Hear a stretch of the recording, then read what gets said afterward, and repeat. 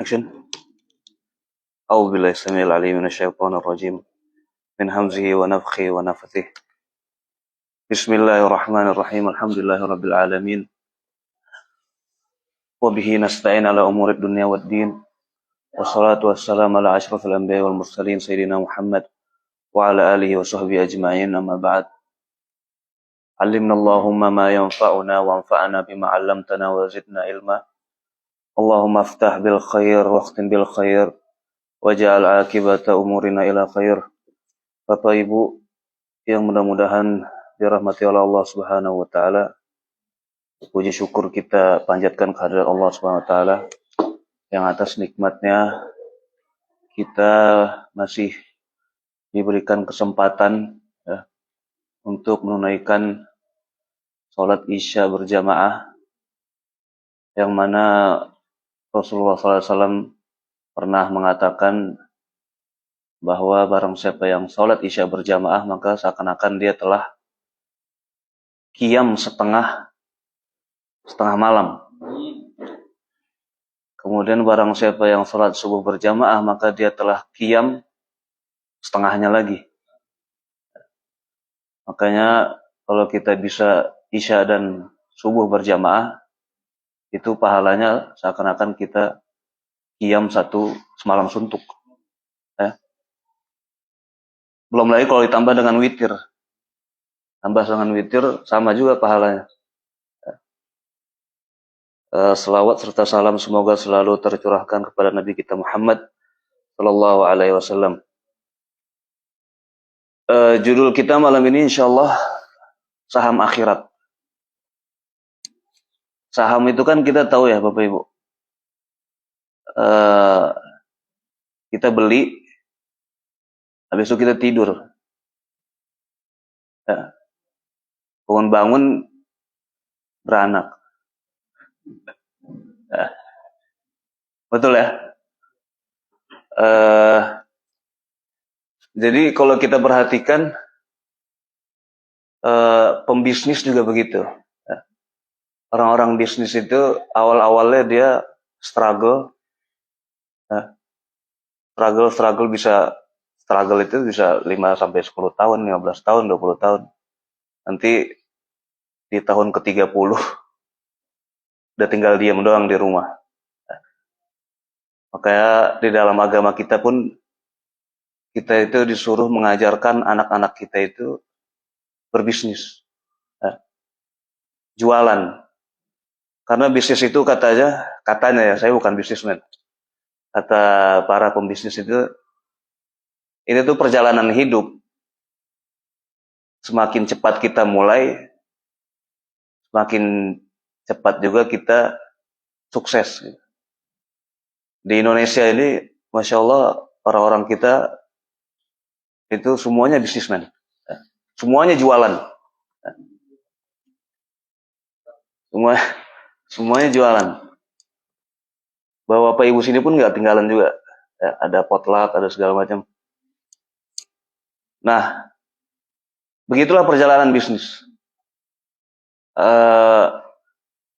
Semakin cepat dimulai, semakin cepat dia terbiasa dan akhirnya melewati segala macam struggle. Akhirnya dia jadi bisnismen, tinggal lencang-lencang kaki doang, rekening keisi terus. Begitu juga, ya mungkin sebagian kita bukan bisnismen, pegawai, khususnya di Amerika ini. Kita berpuluh-puluh tahun kerja sebagai pegawai, pas udah pensiun, kita diam doang, rekening keisi juga, betul gak? Ya. Di Amerika ini kita paham lah. Nah, Nabi SAW, beliau pernah bersabda, Al-Qayyisu man dana nafsahu wa amila lima ba'dal maut. Orang yang cerdik itu orang yang beramal untuk nanti setelah dia mati. Jadi konsepnya ini sama pebisnis, sama pegawai, sama penanam saham. Bahwa kita struggle dulu berpuluh-puluh tahun, baru nanti kita ambil buahnya di akhir. Artinya ketika kita mati, ya, itu pahala ngalir terus gitu. Bagaimana yang tadi pensiun, dia diem doang, udah mati, kerjaannya udah mati, tapi uang masuk terus. Ya. Nah, kenapa? Karena keadaan manusia ketika sudah meninggal, ya, itu berbeda. Alam barzakh itu berbeda dengan alam kita sekarang. Alam barzakh itu ya yang udah meninggal ya nggak bisa lagi beramal, ya. Nggak bisa lagi dapat pensiunan. Ya. Kalau dia mau dapat pensiunan, dia beramalnya pas dia belum meninggal. Ya. Kemudian ruh-ruh orang yang meninggal itu katanya kan di dalam hadis mereka saling mengunjungi gitu. Ya. Ruh-ruh orang mukmin itu yang udah meninggal, ya, bab orang tua kita yang udah meninggal, itu yang insya Allah semuanya husnul khotimah, amin. Itu mereka saling bertemu gitu. Ya, saling mengunjungi yang udah lulus ujian kubur lah istilahnya. Ya. Jadi kehidupannya berbeda, ya. Dan syukur-syukur kalau dia ruh-ruh yang arwah-arwah yang mukmin gitu. Kalau sebaliknya, nah itulah nauzubillah. Betapa banyak kalau kita ke kuburan itu, apalagi di sini rata-rata ya mereka nggak muslim. Betapa banyak kalau kita ke kuburan itu, kalau kita bayangin, itu di bawah itu pengen balik lagi gitu. Pada pengen balik lagi supaya bisa beramal, bisa mengenal agama Islam. Karena mereka udah fail gitu, ujian kuburannya. Nah, pertanyaannya bagaimana cara supaya kita kayak bisnismen tadi, udah struggle di dunia, setelah mati, walaupun dia udah mati, tapi pahala dan amalnya nggak mati gitu. Ya. Makanya di dalam Al-Quran, di dalam surat Yasin, Allah SWT berfirman, Inna nahnu nuhyil mauta wa naktubu ma qaddamu wa atharahum. Kami inna nahnu nuhyil mauta, kami menghidupkan orang-orang yang mati. Inna nahnu nuhyil mauta, kami menghidupkan wa naktubu ma qaddamu wa atharahum, dan kami menulis apa-apa yang telah mereka lakukan. Atharahum itu di sini artinya kami menulis pengaruh dia selama dia hidup, dampak dia selama dia hidup, jejak, bekas, ya, yang nempel gitu. Di sini ayat menunjukkan bahwa kita itu diminta untuk yang mempunyai pengaruh yang baik, dampak yang baik, bekas yang baik, jejak yang baik, yang nempel itu yang baik gitu. Kemudian dalam hadis, man sanna fil islami sunnatan hasanah fa'umila biha ba'dahu kutiba lahu misla ajri man amila biha min ghairi anqas bin ajurihim syai'. Nah, di dalam hadis ini Nabi SAW menerangkan, barang siapa, ini nyambung sama ayat tadi, jejak gitu. Barang siapa yang melakukan kebaikan, istilahnya gitu, kemudian fa'umila biha ba'dahu, karena dia melakukan kebaikan ini, orang-orang pada ngikut. Kutiba lahu misla ajri man amila biha min ghairi anqas min ujurihim syai'. Maka Allah akan mencatat nih jejak. Kami catat jejaknya. Allah akan mencatat pahala si pengikut tadi yang melakukan, yang nyontoh tadi, pahalanya dikasih ke yang mulai tadi, min ghairi an yanqus min ujurim, tanpa mengurangi pahala si pencontoh. Sebaliknya, man sanna fil islami sunnatan sayyi'ah, barang siapa yang memulai atau melakukan amalan yang buruk, fa'umila biha ba'dahu, kemudian diikuti oleh orang selain dia, kutiba lahu mithla wizri man amila biha min ghairi, maka dia akan mendapatkan dosa, ya, dosa yang mencontoh juga tanpa mengurangi dosa-dosa orang yang melakukan dosa tersebut. Umur kita Bapak Ibu pendek, ya. Kata Nabi SAW, amaru ummati ma baina sittin wa sab'in. Umur kita itu antara 60 sampai 70 rata-rata. Wa aqalluhum man yujawizu zalik, dan cuma dikit yang melebihi itu. Kalau saya lihat di Amerika nih orang-orang yang dikit. Maksudnya rata-rata orang sini melampaui 70. Tapi Nabi bilang wa aqalluhum man yujawizu zalik, cuma sedikit yang melampaui 70. Nah, di umur kita yang pendek ini, kita ini perlu untuk melakukan amalan-amalan yang mana nanti pas sudah kita mati itu amalan beranak, gitu. Kayak yang tadi Pak Dadang bilang, saham. Ya. Pahala yang ngalir terus. Ya. Di umur kita yang pendek ini mungkin kita nggak bisa melakukan banyak macam-macam, cuma bagaimana, makanya tadi Nabi bilang al-kayyisu man dana nafsahu wa amila lima ba'da. Orang yang cerdik itu, ya, orang yang mempersiapkan gitu setelah kematian dia. Bagaimana bisnismen tadi itu mereka kan orang-orang cerdik, orang-orang yang udah struggle, akhirnya tinggal diem doang, duit masuk terus. Ya. Begitu juga ini. Ya. Orang yang cerdik, kata Nabi, adalah dia yang melakukan amalan-amalan yang sebagai persiapan dia untuk nanti setelah kematian. Ya. Nah, di antara bekas-bekas, tadi saya sebutnya bekas, ya, pengaruh, dampak, jejak, bekas yang nempel gitu.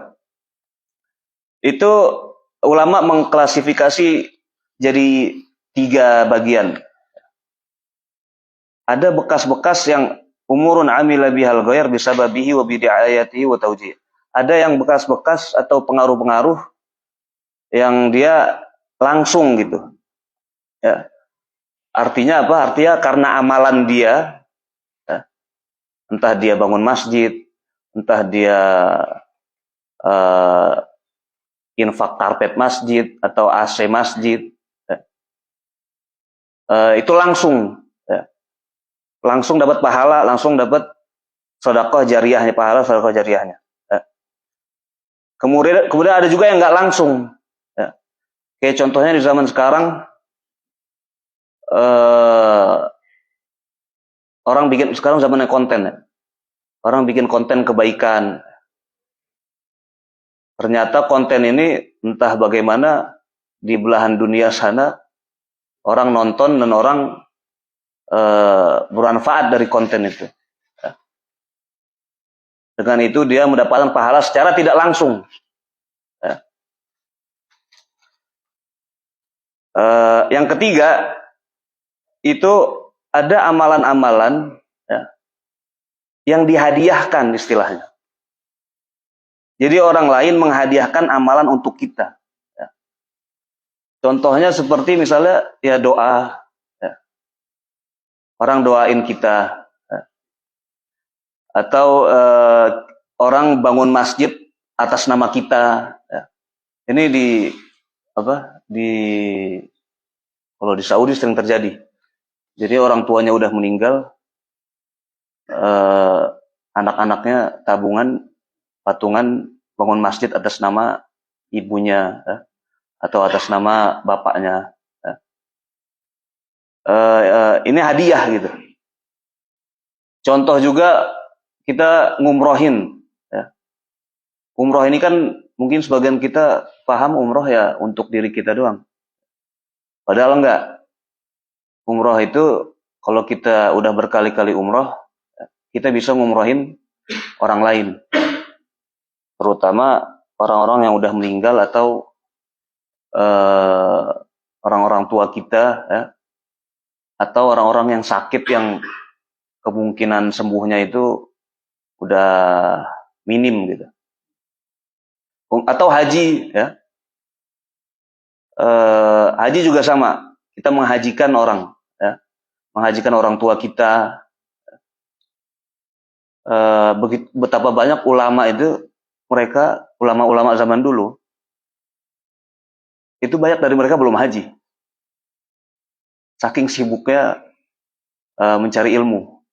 Dan zaman dulu ya nggak kayak sekarang semua serba gampang. Ulama-ulama zaman dulu tuh banyak yang belum haji. Makanya waktu kami di Madinah itu Allah kasih haji tiap tahun kan. Itu ada di antara kita yang menghajikan para ulama-ulama terdahulu.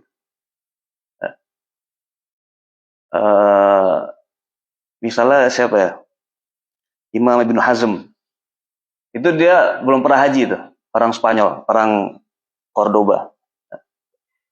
Itu nanti ada aja dari teman-teman atau dari luar lah.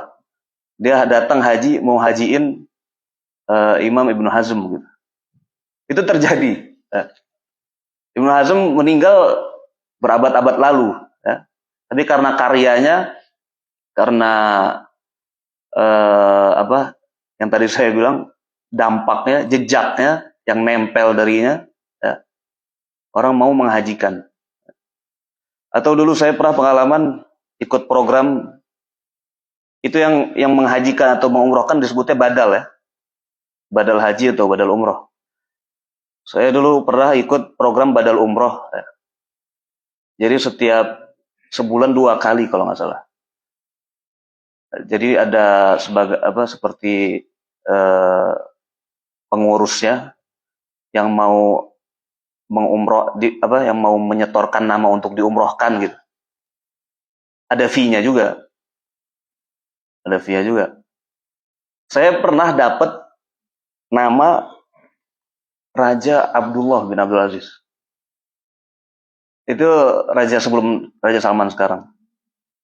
Itu bukan keluarga kerajaan naro nama ini tolong umrohin raja kami. Enggak, ini orang dia yang merasa terbantukan dengan Raja Abdullah, dia setor nama, dia bayar, tolong umrohin. Itu sering terjadi. Ulama, ya, tadi yang saya bilang, ini hadiah atau amalan yang dihadiahkan, ya. Tapi kan kita nggak bisa berharap dengan hadiah ini, ya. Kita nggak bisa nggak tahu gitu, apakah kita meninggal, apakah ada yang mau menghadiahkan gitu. Makanya kita seharusnya fokus ke diri kita masing-masing, bukan berharap dari yang hadiah, ya. Makanya ya untuk mencapai itu kita harus menjadi pribadi yang, ya, kata Nabi SAW, khairukum khairun nas anfa'uhum linnas. Ya. Orang terbaik dari kalian adalah orang yang paling banyak manfaatnya untuk kalian. Kita dengan fitrahnya, kalau orang banyak manfaatnya, artinya dia sering bantu orang, sering menyelesaikan hajat orang, ya, itu pasti kita suka gitu. Sehingga nanti ketika beliau meninggal pasti kita merasa kehilangan, sedih, dan akhirnya mendoakan, ya. Itu kan sering terjadi gitu. Minimal orang-orang terdekat kita lah, ya. Yaitu orang-orang, ya, anak kita, suami kita, istri kita, ya. tadi al-kayyisu man dana nafsahu wa amila lima ba'dal maut. Makanya apa namanya?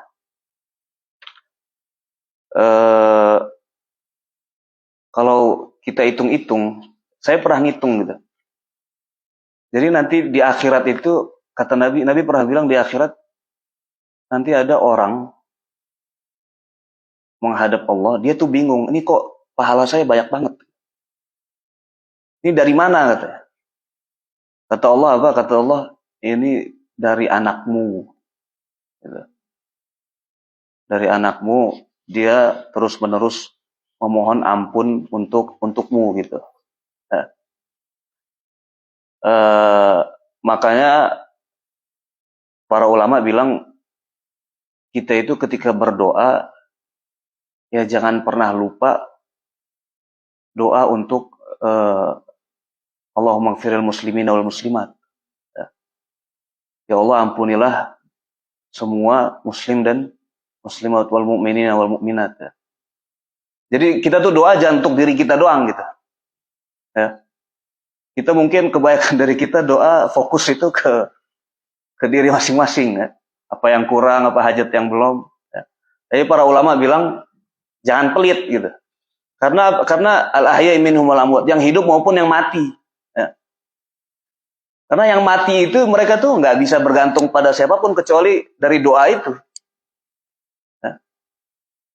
Kalau mereka nggak punya sedekah jariyah atau amalan atau saham sebelumnya, ya, mereka harapan mereka ya kita. Allahumma gfiril muslimina wal muslimat wal mu'minina wal mu'minat al-ahya'i minhum, yang hidup maupun yang mati. Ya. Makanya ketika kita ziarah kubur, kita disunahkan baca apa? Baca salam. Assalamualaikum ya alal kubur. Antumus sabiqun wa inna insyaallah bikum lahiqun. Itu kan salam, itu kan intinya doa. Betul nggak? Keselamatan bagimu wahai ahli kubur. Makanya ada sahabat, ini juga cerdik gitu. Sahabat Nabi itu pernah dikunjungi Nabi. Nabi datang ke rumahnya. Nabi salam, assalamualaikum warahmatullahi wabarakatuh. Sahabat ini ngelihat dari dalam rumahnya, ngintip, oh ini Nabi. Dia nggak jawab. Habis itu Nabi salam lagi, assalamualaikum warahmatullahi wabarakatuh. Dia nggak jawab. Ketiga kali, assalamualaikum warahmatullahi wabarakatuh. Nggak jawab juga. Sampai akhirnya Nabi ya berpaling gitu. Pas Nabi mau pulang, mau berpaling, sahabat ini baru buka pintu. Ya. Buka pintu, ya dia bilang, Nabi saya ada di sini. Kenapa nggak dijawab salam? Salam itu kan doa. Ya. Ini Nabi doain kepada saya, assalamualaikum, keselamatan bagimu, warahmatullahi, rahmat Allah, wabarakatuh, dan berkah-berkah Allah. Cerdik nggak orang-orang kayak gini? Ya. 3 kali, 1 kali dia nggak mau jawab. Tapi cerdiknya orang sahabat-sahabat Nabi zaman dulu.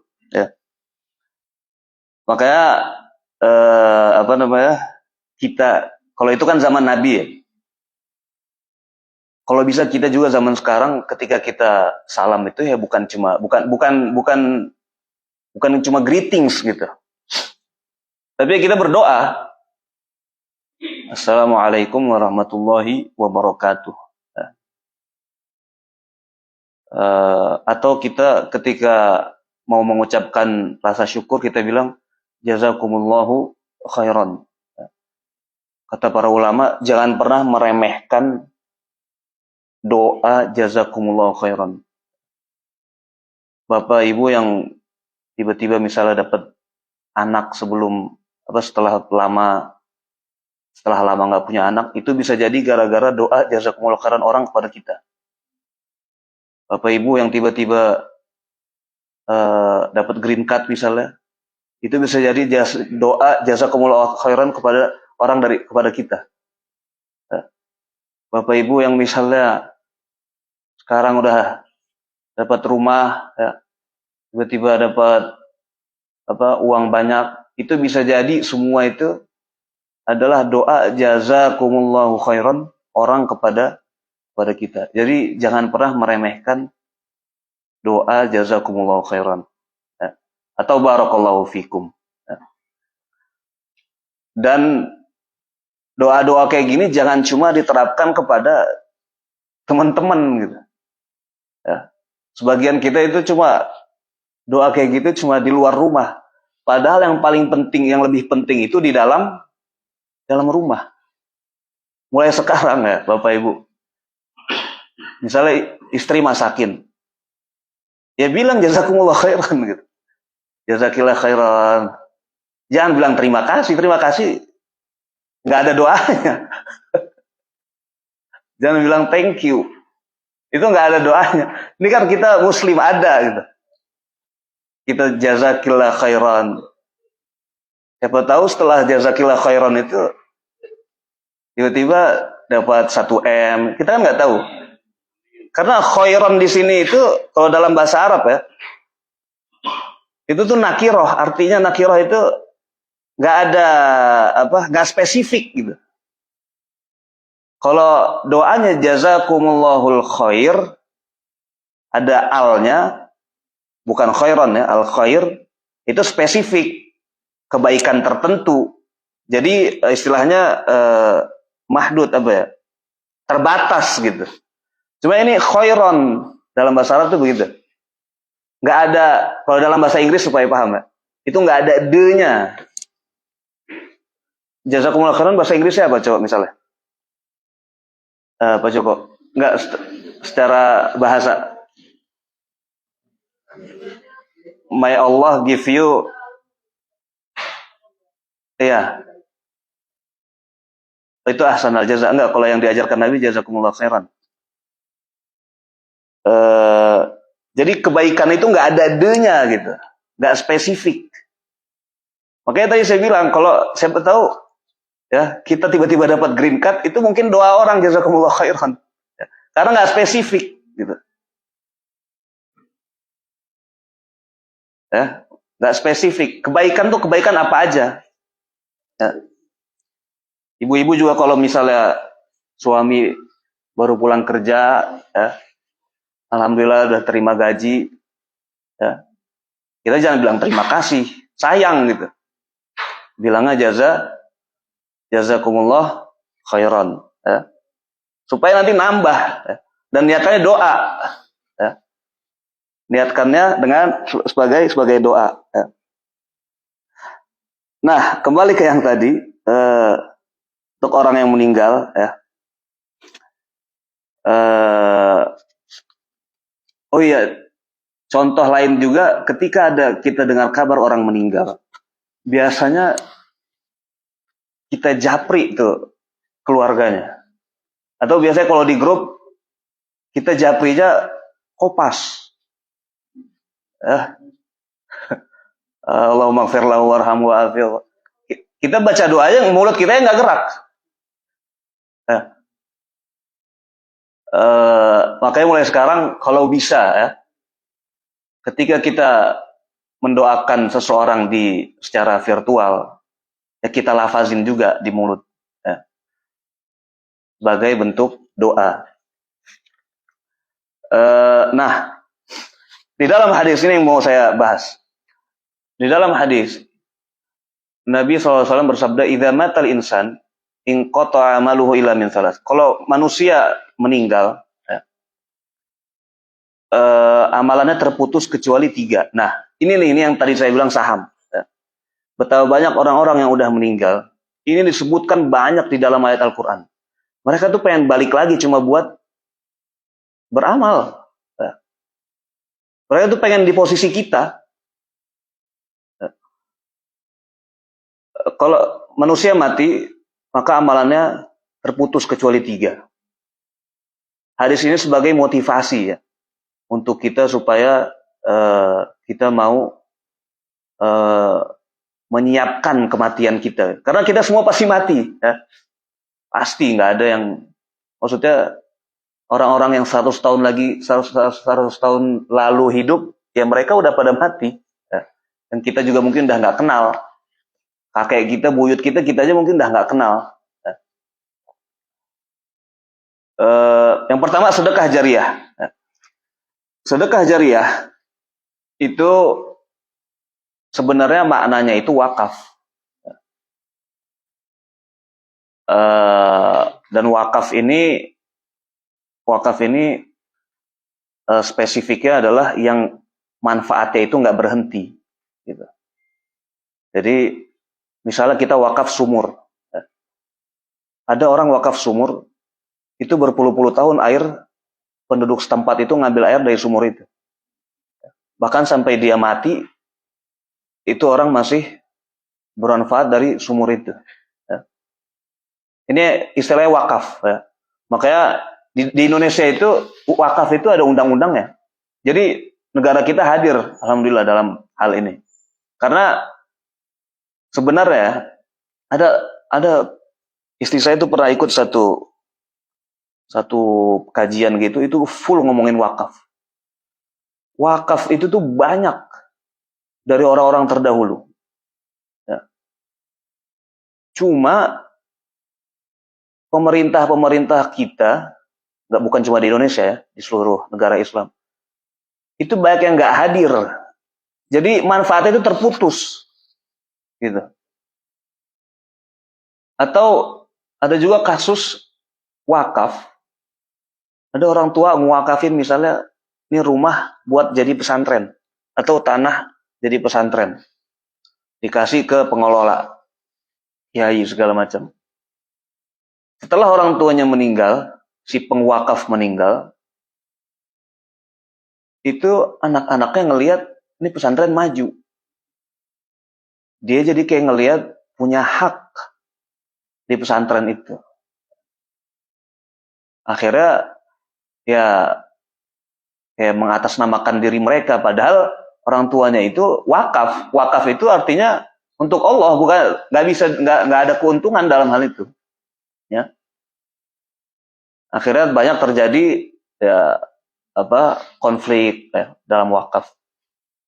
Makanya pentingnya di sini hadirnya pemerintah untuk mengatur wakaf, dan yang saya dengar undang-undang kita lumayan kuat masalah ini, wakaf ini. Ya. Masalah wakaf. Makanya di Saudi itu dinamakan Wizaratul Auqaf, Kementerian Wakaf. Kementerian Agama itu digabungin sama Kementerian Wakaf. Saking pentingnya urusan wakaf ini. Ya. Saking banyaknya wakaf-wakaf orang dari 50 tahun lalu, 100 tahun lalu, 200 tahun lalu yang terbengkalai gitu. Manfaatnya nggak udah putus, nggak ngalir. Ya. Yang namanya wakaf untuk Allah, tidak bisa diganggu gugat. Ya. Umar radhiyallahu anhu ketika perang Khaybar, ya, melawan Yahudi. Khaybar itu kan saya pernah kunjungin, itu kebun kurma. Ya. Pas perang Khaybar memerangi Musailamah al-Kadzdzab, ya. Ketika Nabi meninggal kan banyak terjadi murtad, orang-orang pada murtad. Ya. Sampai ada yang akhirnya mengaku menjadi Nabi. Ya. Itu yang disebut dengan Musailamah al-Kadzdzab. Al-Kadzdzab itu artinya pendusta. Ya. Akhirnya mereka bermarkas di Khaybar. Khaybar itu di utara Madinah. Ya. Beberapa kilo, berpuluh-puluh kilo lah. Mereka bermarkas di situ. Pada saat zaman Umar, mereka dihantam habis. Ya. Nah, kebun-kebun kurma di Khaybar itu akhirnya jadi wakaf. Ya. Itu dijadikan, itu kan masuk kategori ghanimah, harta rampasan perang. Itu dijadikan wakaf. Ya. Walau alam sampai sekarang masih berjalan apa enggak, cuma itu Umar jadikan wakaf. Ya. Wakaf lain misalnya yang tadi saya sebut sumur atau pesantren, ya. Saya dengar sebagian bapak-bapak, ibu-ibu sini ada yang konsisten nyumbang ke pesantren. Ya. Itu insya Allah itu kayak orang menanam saham lah. Ya. Insya Allah mereka mati, ya, pahala tuh ngalir terus. Ya. Ada yang nyumbang ini uang untuk bangun kelas khusus gitu, atau ini uang khusus bangun kamar mandi, ya. Itu semua akan mengalir, ya. Jadi contoh pesantren, misalnya orang wakaf pesantren, dikasih ke pengelola, ya. Kemudian pengelola ini mengelola pesantren, ya. Nah, kalau orang-orang pesantren itu biasanya tahu tuh, umur pesantren itu sangat bergantung kepada keikhlasan kiainya. Ya. Bapak Ibu kalau lihat gontor itu, ya, itu jangan dipertanyakan keikhlasan para pendirinya sahabat lalu, ya. Gontor satu abad. Ya. Tapi pesantren yang kiainya yang keikhlasannya kurang, itu insya Allah dengan seiring berjalannya zaman pasti hilang. Gitu. Cuma yang ikhlasnya besar, ya, itu pasti bertahan. Ya. Ada aja jalan keluarnya gitu setiap masalah. Nah, sedekah jariah, ya, kita bisa sedekah apapun, ya. Walaupun niatnya jariah atau enggak. Saya pernah, ya, cerita sedikit. Saya bolak-balik LA ini kan udah dari 5 tahun yang lalu, ya. Udah nggak berasa 5 tahun yang lalu. Dan Masya Allah kadang setiap mau pulang itu ada yang ngasih hadiah gitu kan. Saya bukan minta hadiah, coba saya cerita.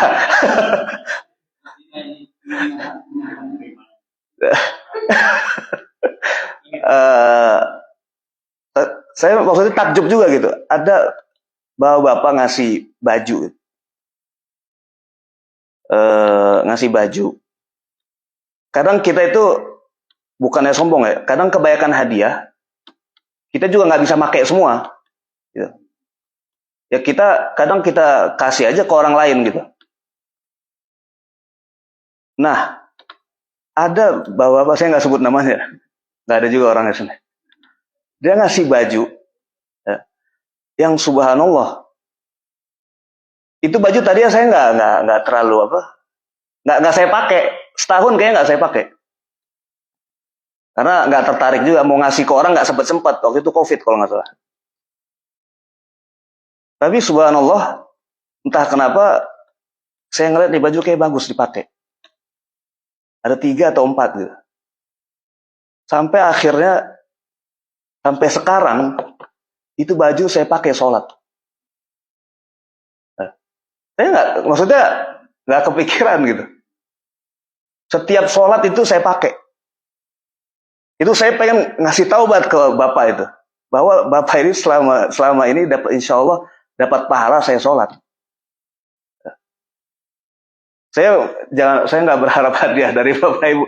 Cuma subhanallah, ini maksudnya fenomena gitu, yang mana kita tadinya saya setahun itu baju nggak kepake, sampai akhirnya 2-3 tahun kepake terus, dan kepake untuk sholat.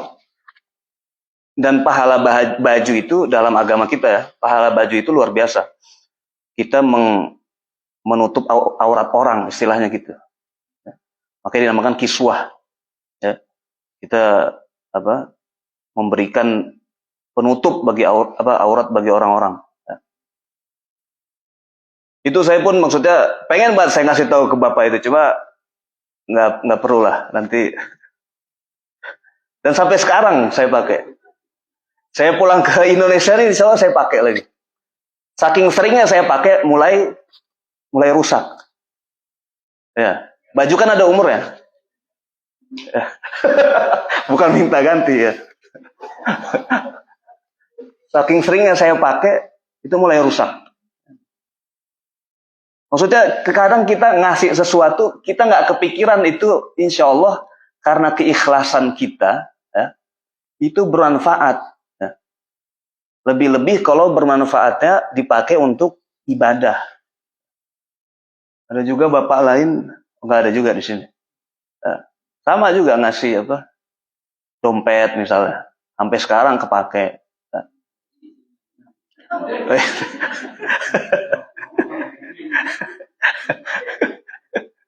Ya.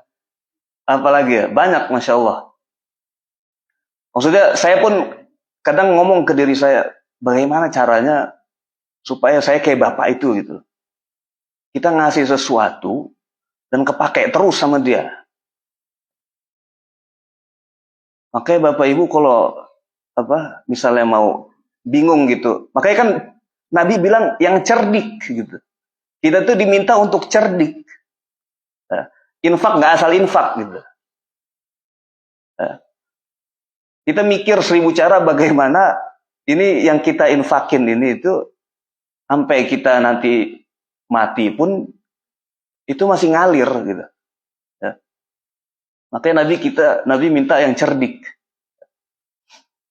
Contohnya kalau Bapak Ibu infak wakaf Al-Quran ke pesantren. Santri ada 300, beliin 300 Quran. Itu kalau santri bisa hafiz karena Quran itu bayangin. Terus dia udah hafiz, dia jadi imam sana sini. Terus dia ajarin nanti ke istrinya dia nikah, terus diajarin ke anak-anaknya. Itu kan pahala nggak berhenti. Makanya kita diminta cerdik.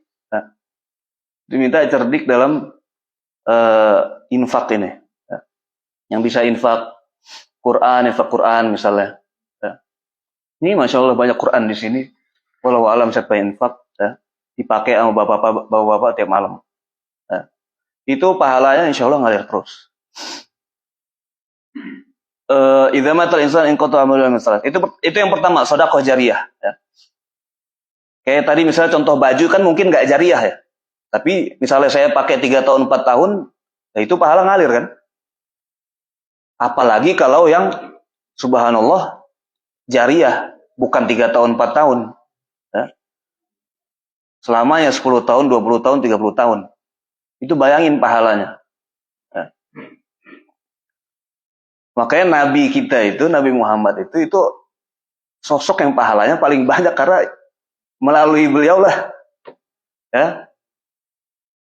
Nabi itu dulu sampai giginya berdarah-darah itu supaya kita sekarang bisa sholat di sini aman.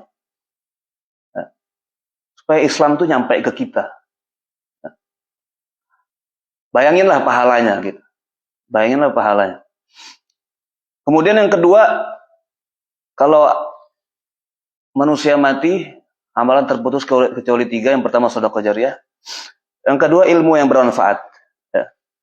Ilmun yuntafa'u bihi. Syekh Utsaimin pernah ditanya, ilmu yang bermanfaat ini ilmu apa? Kata beliau, di sini konteksnya itu umum. Ya. Jadi ilmu apa aja yang bermanfaat. Tetapi ilmu yang paling bermanfaat adalah ilmu agama. Ya. Ilmu agama ini ilmu yang paling bermanfaat. Ya. Kita itu mau kita miskin, mau kita kaya, mau kita maju, mau kita terbelakang, ya. Yang penting kita muslim gitu. Mati muslim, insya Allah masuk surga. Ya. Ilmu agama ini ilmu yang paling bermanfaat. Ya. Yang istilahnya membuat manusia itu bisa membedakan mana hak dan batil. Ya. Makanya ulama itu pernah mengatakan orang yang menyebarkan ilmu agama dengan orang yang membangun masjid pakai duitnya itu lebih besar pahala orang yang menyebarkan ilmu. Ya. Karena menyebarkan ilmu ini istilahnya bukan membangun fisik masjid, ini membangun umat gitu istilahnya. Ya. Pahalanya lebih besar. Makanya kalau kita itu di pesantren, ya, kalau kita belajar misalnya belajar Riyadhus Shalihin, itu pasti kita selalu di muqaddimahnya baca qala al-muallif rahimahullah. Telah berkata si penulis buku ini rahimahullah. Semoga Allah merahmatinya. Jadi Bapak Ibu, subhanallah, ulama-ulama terdahulu ya, yang dia udah meninggal berabad-abad lalu, itu sampai sekarang itu setiap disebut namanya ya selalu didoakan. Qala al-Imam an-Nawawi rahimahullah, telah berkata Imam Nawawi, semoga Allah merahmatinya. Kita ini kan walau alam kita nanti mati, ya, kita nggak tahu. Sampai kalaupun ada yang mendoakan kita sampai berapa gitu. Saya pernah ngitung ya Pak Ibu. Misalnya kita itu punya anak 7, misalnya. Saya 7 bersaudara. Saya ngitung dari anak pertama sampai anak ke-7 itu kira-kira berapa ya? 7, 8. Kira-kira 20 tahun lah. Ya. Enggak, contohnya misalnya kita beranak anak pertama misalnya tahun 90. Misal. Anak ke-7 lahirnya tahun 2010. Misal. 20 tahun tuh, 20 tahun beranak 7. Dari tahun 90, nah anak terakhir kan jadi patokan anak terakhir. Dia lahir tahun 2010. Kira-kira dia mati, kira-kira ya. Umur 70. Berarti nanti tahun 2080. Berarti insya Allah dari tahun 90 sampai 2080 itu insya Allah ada yang doain. Kita itu ada yang doain kalau kita beranak 7. Misal ya, paham nggak? Kalau Bapak Ibu beranak 3 misalnya. Kalau beranak 3, misalnya lahir anak pertama tahun 2000. Anak terakhir lahir tahun 2010. Yang 2010 matinya insya Allah rata-rata 70 tahun lagi, artinya 2080. Berarti dari tahun 2000 sampai 2080 insya Allah kita ada yang doain. Cucu ya alhamdulillah kalau diajarin sama anak kita. Jadi perhitungannya begitu.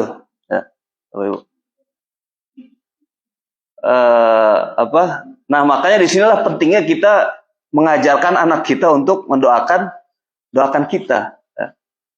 Bapak saya itu selalu ngulang-ngulang doain nenek, doain kakek supaya lanjut gitu. Karena bapak saya tunggal. Ya, jadi kalau bapak saya meninggal, kalau nggak dilanjutin sama cucunya, ya nggak ada yang doain. Doainnya umum. Allahumma ghfiril muslimin wal muslimat. Ya. Kalau kita punya anak, semakin kita banyak anak kita, ya, makanya orang-orang zaman dulu itu anaknya banyak karena pikirannya tuh ke situ gitu. Pikirannya tuh nanti pas sudah mati gitu. Kita bayangin maksudnya selama 80 tahun ada yang doain kita. Rabbil firli wali walidayya. Warhamhuma. Ya Allah ampunilah aku, ampunilah kedua orang tuaku, dan rahmatilah mereka berdua sebagaimana mereka mendidik kami di waktu kecil. Itu bayangin 80 tahun nggak putus. Contoh ya. Makanya beranak banyak.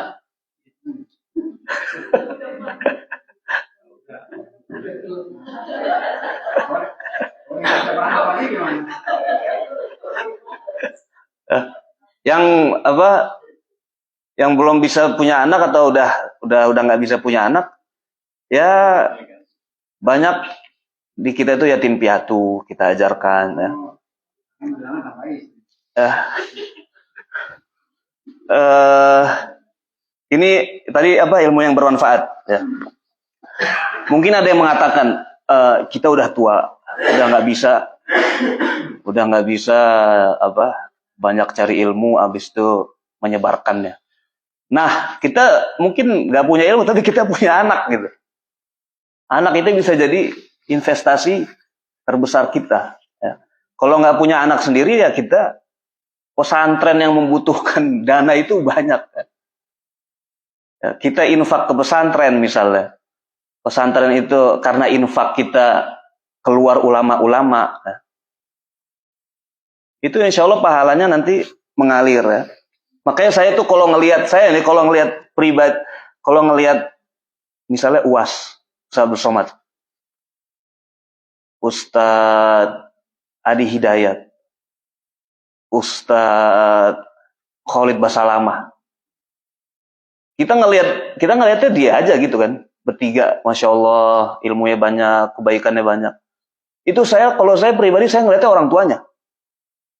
Betapa besar pahala orang tuanya. Pahala mereka iya banyak. Cuma betapa berkali-kali lipat lagi pahala orang tuanya. Kalau mereka nggak punya orang tua, ya siapa yang membiayakan mereka dahulu gitu. Siapa yang infak ke pesantren mereka dahulu? Ya? Siapa yang berikan beasiswa ke mereka dahulu? Ya? Itu nggak kebayang gitu. Ya, seperti misalnya nih, kita rata-rata ini bisa baca Quran itu rata-rata di Indonesia itu disebabkan ya buku Iqra. Rata-rata anak-anak di Indonesia itu bisa baca Quran dengan buku Iqra.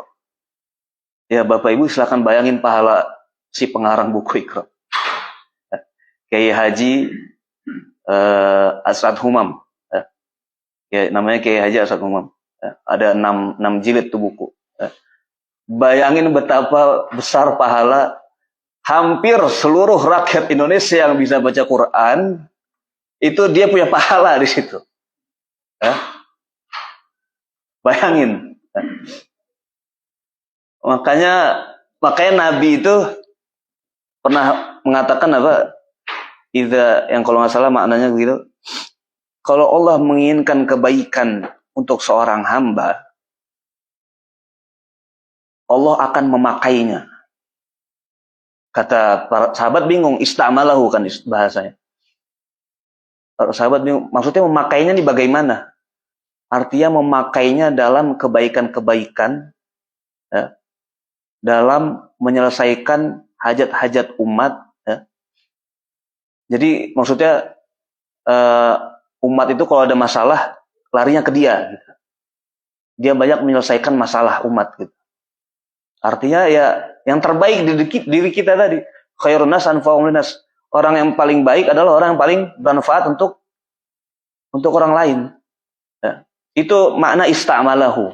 Dipakai sama Allah. Istilahnya gitu. Ya. Dipakai sama Allah. Ya. Kayak Imam Nawawi itu ya, pengarang Riyadhus Shalihin, Arba'in Nawawiyah. Ya. Coba cari masjid di Indonesia yang nggak ada kajian Riyadhus Shalihin. Nggak ada. Ya. Coba cari masjid yang nggak ada kajian Arba'in Nawawiyah. Nggak ada. Coba cari pesantren yang nggak ada pelajaran itu dua itu. Ya. Nggak ada. Imam Nawawi dulu mana kepikiran dia hidup cuma 40 tahun umur biologisnya. Nggak akan pernah kepikiran karya dia itu akan dikaji di pelosok-pelosok Lombok, Jawa, Kalimantan. Nggak pernah kepikiran. Lihat bagaimana sekarang semuanya. Ya. Ini contoh aja Imam Nawawi. Dan juga ulama-ulama lain. Dulu itu pernah ada yang nulis ya bagaimana ulama zaman dulu yang nulis masih pakai tinta pulpen zaman dulu itu dari bulu ayam kali ya, atau dari apa?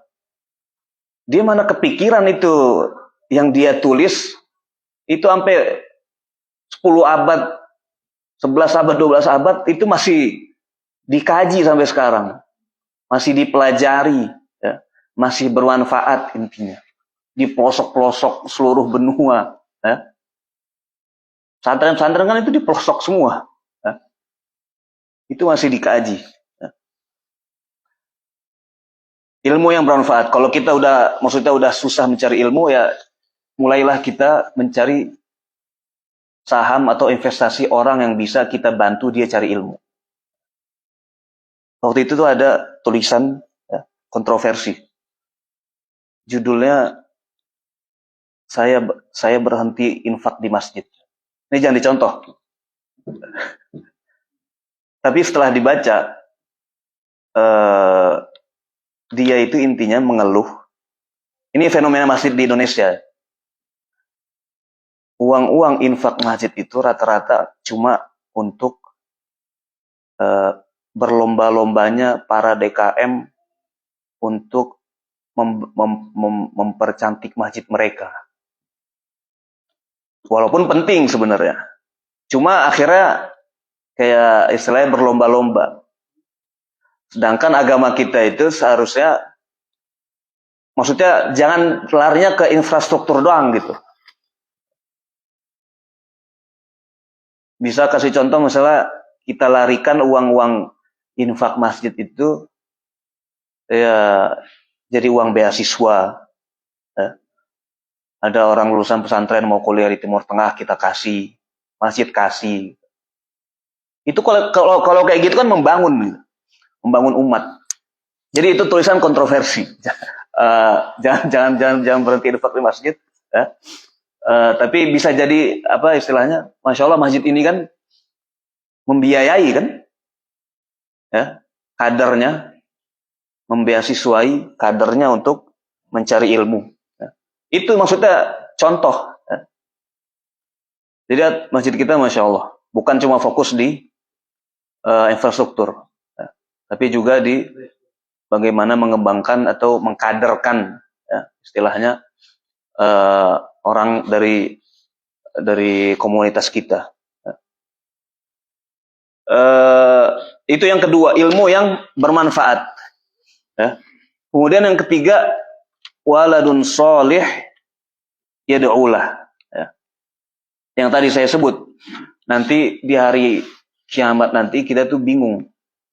Ada orang yang bingung.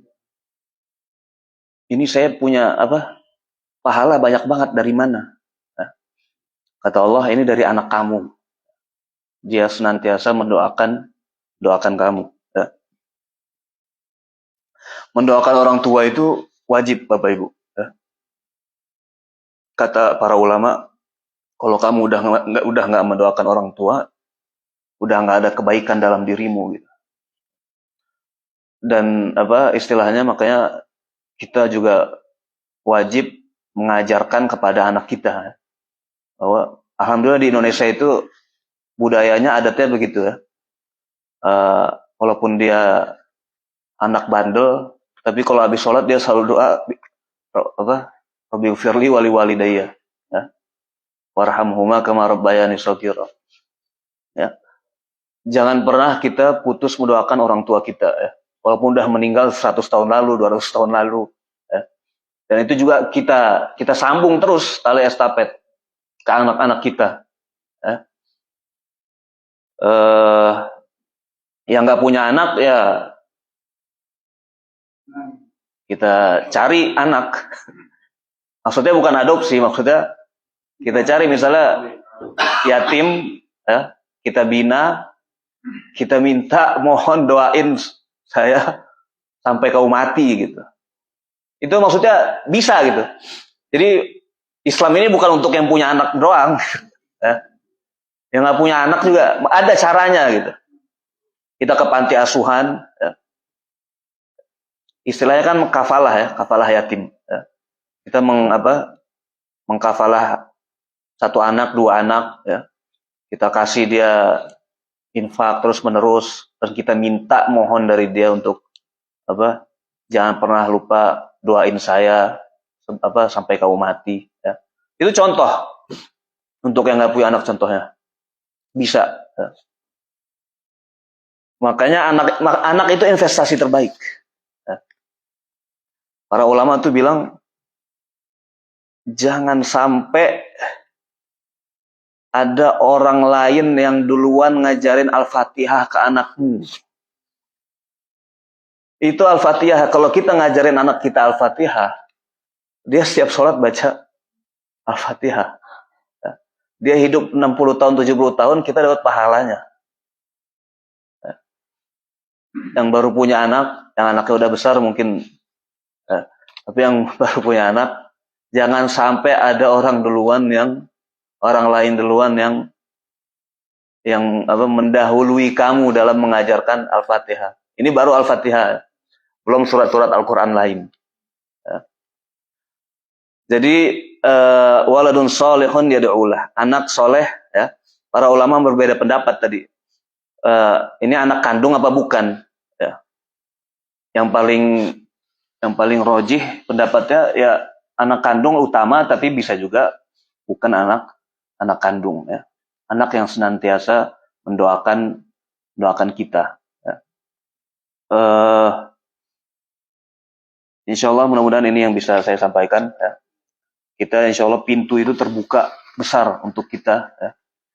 Allah itu minta kita untuk cerdik, ya, dalam beramal, ya, untuk mempersiapkan setelah kematian kita. Ya. Ya yang paling ampuh sebenarnya yang tadi, bahwa kita di sini kan rata-rata orang tua, ya. Bagaimana kita bisa mengkaderkan, ya, yang masih muda, gitu. Yang mempunyai kelebihan rezeki misalnya, ya, kita sumbangkan ke pesantren-pesantren, yang apalagi pesantren-pesantren yang jelas santri-santri keluar dari situ itu rata-rata ulama, gitu. Contoh, ya. Kita titipkan Qur'annya, ya, kita yang punya uang lebih kita kasih uang bangunan segala macam, ya. Itu insya Allah nanti kita itu kalau udah mati, ya, tinggal udah enak lah, gitu, ya. Jalan terus, gitu. Pahalanya jalan terus, ya. Jariah itu kan artinya sodako jariah itu artinya sodako yang ngalir, gitu. Jari itu ngalir, tajri, minta hati al-anhar, ngalir kayak sungai. Ya. Insya Allah peluangnya banyak, ya. Tinggal bagaimana kita istilahnya cari cara cerdik, ya, gitu. Saya ada kenalan pilot, ya, tapi udah meninggal. Tapi subhanallah 10 tahun sebelum meninggal itu ya emang fokus dia itu bangun pesantren, gitu. Seakan-akan ya itu Allah udah itu tadi istamalah, Allah make dia, gitu. Persiapan untuk dia meninggal, gitu. Ya. Fokus dia 10 tahun itu bangun pesantren. Ya. Sampai dia turun tangan, gitu. Sekarang udah meninggal, pesantrennya berjalan, ya. Ini contoh, ya. Atau yang saya sangat mengapresiasi yang dilakukan At-Thohir ini, ya, untuk yang tadi saya bilang mengkaderisasi, berikan beasiswa, ya. Karena sarana ini ya penting, tapi penerus itu juga penting, ya. Memberi beasiswa kepada kadernya, ya, itu sangat sangat penting. Mungkin sekarang cuma 1 orang, nanti bisa 2, 3 orang, 4 orang, ya. Itu insya Allah pahalanya mengalir, dan itu kan dana insya Allah dari Bapak Ibu juga, Masya Allah, ya. Mudah-mudahan ini yang bisa saya sampaikan, mudah-mudahan bermanfaat. Aqulu qouli hadza. Wassalamualaikum warahmatullahi wabarakatuh. Fadhal.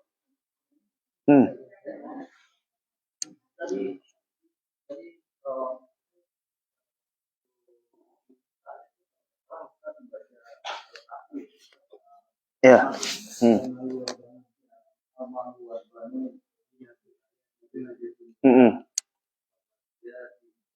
Solihatu khair, ya.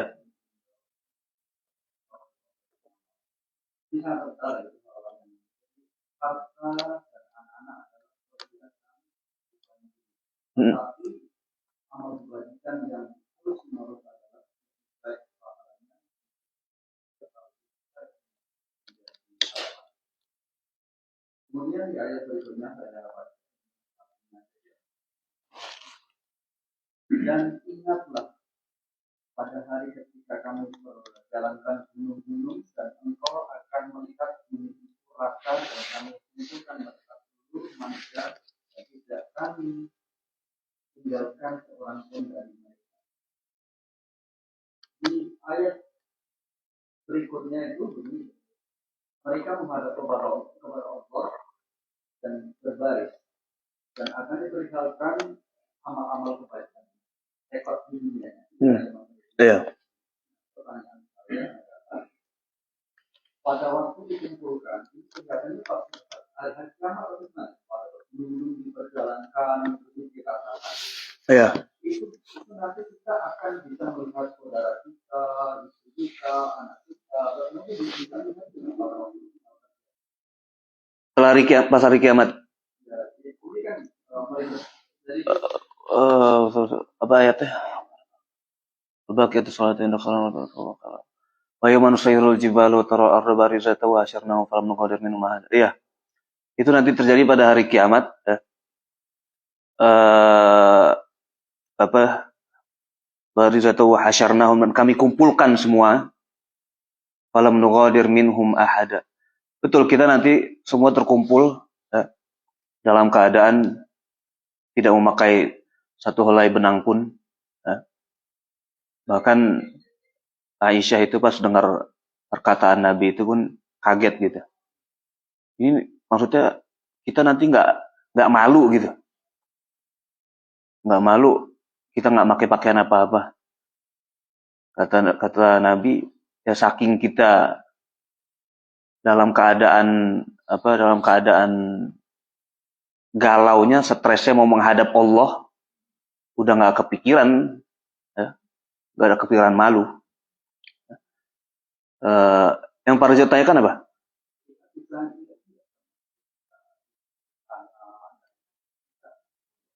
Itu wallahu ta'ala alam, tapi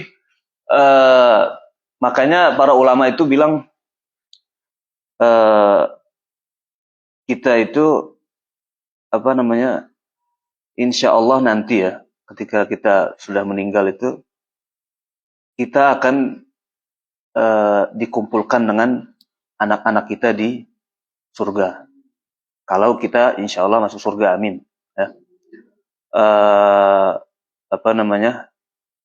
Bahkan dikatakan kalau bapaknya derajat agamanya itu lebih besar dari anaknya, ya, nanti anaknya ditarik gitu, ditarik ke derajat bapaknya. Sebaliknya, kalau anaknya misalnya derajat kesolehannya besar dari bapaknya, nanti bapaknya yang ditarik. Ya. Makanya kan ulama mengatakan suksesnya keluarga itu tuh nanti. Di dunia kita bisa ngelihat apa yang kita lihat, cuma kita nggak tahu nanti mati bagaimana kan. Suksesnya kita itu dengan keluarga kita itu bagaimana kita bisa berkumpul di surga. Ya. Cuma wallahu alam, nanti kita padang mahsyar bertemu dengan keluarga, wallahu alam. Yang penting pada wahasyarnahum itu kan kita kumpulkan padang mahsyar kan. Itu kita udah nggak kepikiran. Itu maksudnya misalnya kita ngelihat anak kita nggak kepikiran, bodoh amat itu anak kita. Ini kita masing-masing nih sekarang. Ya. Kita menghadap Allah masing-masing. Kalau orang telanjang di sekeliling kita udah nggak peduli, ya. Apalagi mau anak kita, mau apa kita masing-masing. Ya. Pada saat itu nafsi-nafsi, ya. Masing-masing. Ya. Bahkan kan di hadis lain, ya, para nabi pun bilangnya apa? Pas kita minta syafaat, ya, bilangnya nafsi-nafsi. Atau para nabi itu, kan yang kita datang itu nabi, kalau nggak salah Adam, Ibrahim, Nuh juga kalau nggak salah, Musa, Isa. Ya. Kita akan datang ke mereka semua minta syafaat. Atau mereka, Nabi Muhammad terakhir. Mereka nggak bisa ngasih syafaat. Kata mereka, Tuhanku hari ini marah semarah-marahnya yang mana dia tidak pernah marah sebelumnya. Belum pernah marah sebarah ini sebelumnya. Ya. Nafsi. Nah, sekarang kita masing-masing. Ya. Para nabi nggak bisa ngasih syafaat. Ya. Sampai akhirnya kita ke Nabi Muhammad ya, dan kita minta syafaat. Akhirnya Nabi menyanggupkan. Ya. Dan kita insya Allah nanti diberi syafaat pada Nabi kita Muhammad SAW. Jadi jawabannya begitu para Jo. Kita nggak kepikiran gitu. Nggak kepikiran. Ya. Nafsi. Diriku masing-masing. Ada pertanyaan lain?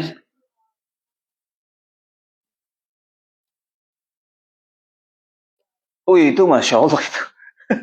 Kan di Indonesia banyak gitu. Jadi di Indonesia itu kober istilahnya ya. Kober itu ada yang pemerintah ngasih, ada yang tanah wakaf. Ya. Ada yang, karena dari pemerintah kalau nggak salah ada program kan, setiap ini harus ada kober, ada pemakaman umum.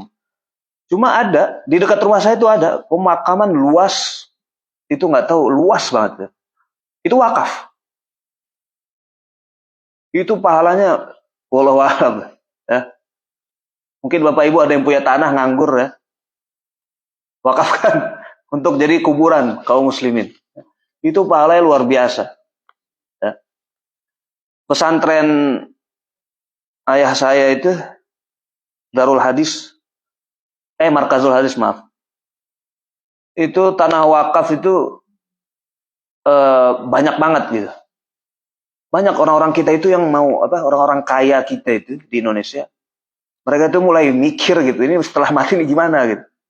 Nah, banyak dari mereka mau wakaf, ada yang wakafin ya, rumah di Sentul, perumahan orang kaya dijadiin pesantren, nggak peduli mau itu perumahan orang kaya orang apa, di tengah-tengah perumahan orang kaya itu rumah pesantren ya.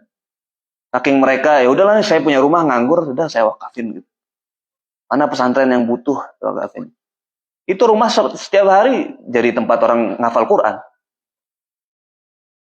sampai sekarang. Ya, bayangin pahalanya. Kuburan ya, Masya Allah itu. Pahalanya besar banget. Insya Allah. Ada pertanyaan lagi?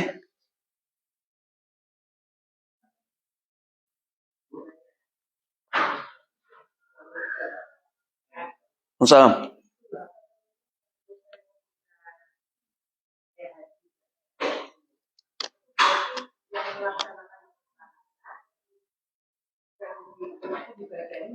Dapat pahala haji. Pahala. Min ghairi an yanqus min ajri yang syai.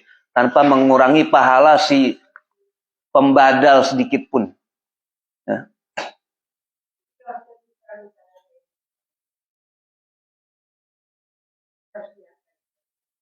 Iya. Kita niatkan untuk siapa gitu. Misalnya mau menghadiahkan Al-Quran ke orang, baca Al-Quran ke orang yang udah meninggal. Kita niatkan untuk siapa? Ya. Tanpa mengurangi pahala si pembaca. Saya itu alhamdulillah Allah kasih haji 5 kali 6 tahun di Madinah. 4 kalinya badal. Sekali ya haji saya, haji Islam. Disebutkan haji Islam. 4 kalinya saya badal. Selain pahala, ya dapat uang juga.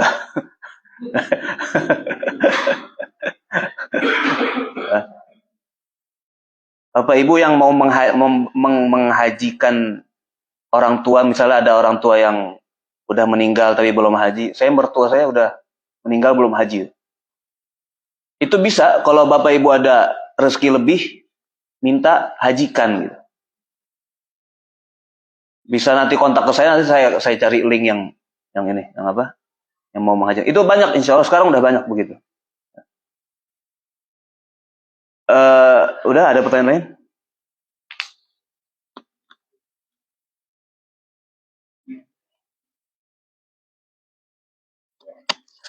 Mari kita tutup dengan berdoa bersama-sama. A'udzubillahi samil alim minasyaitonir rajim min hamzihi wa nafthihi wa nafthihi. Bismillahirrahmanirrahim. Alhamdulillahirabbil alamin hamdan yuafi ni'amahu wa yukafi'u mazidah. Ya Rabbana lakal hamdu kama yanbaghi li jalali wajhika wa li'azimi sultanik. Allahumma lakal hamdu hatta tarda wa lakal hamdu idza radita wa lakal hamdu ba'da ar-ridha. Allahumma arinal haqqa haqqan warzuqna ittiba'ah wa arinal batila batilan warzuqna ijtinabah. اللهم اغفر المسلمين والمسلمات والمؤمنين والمؤمنات الأحياء منهم والأموات إنك سميع قريب مجيب الدعوات يا قاضي الحاجات.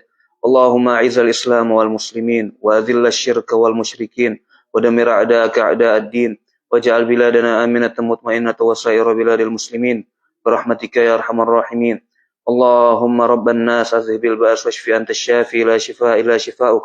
اللهم اشف مرضانا ومرضى المسلمين وارحم موتانا وموتى المسلمين. ربنا تقبل منا إنك أنت السميع العليم وتب علينا إنك أنت التواب الرحيم. ربنا لا تزغ قلوبنا بعد إذ هديتنا وهب لنا من لدنك رحمة إنك أنت الوهاب. ربنا هب لنا من أزواجنا وذريتنا قرة أعين واجعلنا للمتقين إماما. ربنا آتنا في الدنيا حسنة وفي الآخرة حسنة وقنا عذاب النار. صلى الله على نبينا محمد وعلى آله وصحبه وسلم والحمد لله رب العالمين. Wassalamualaikum warahmatullahi wabarakatuh.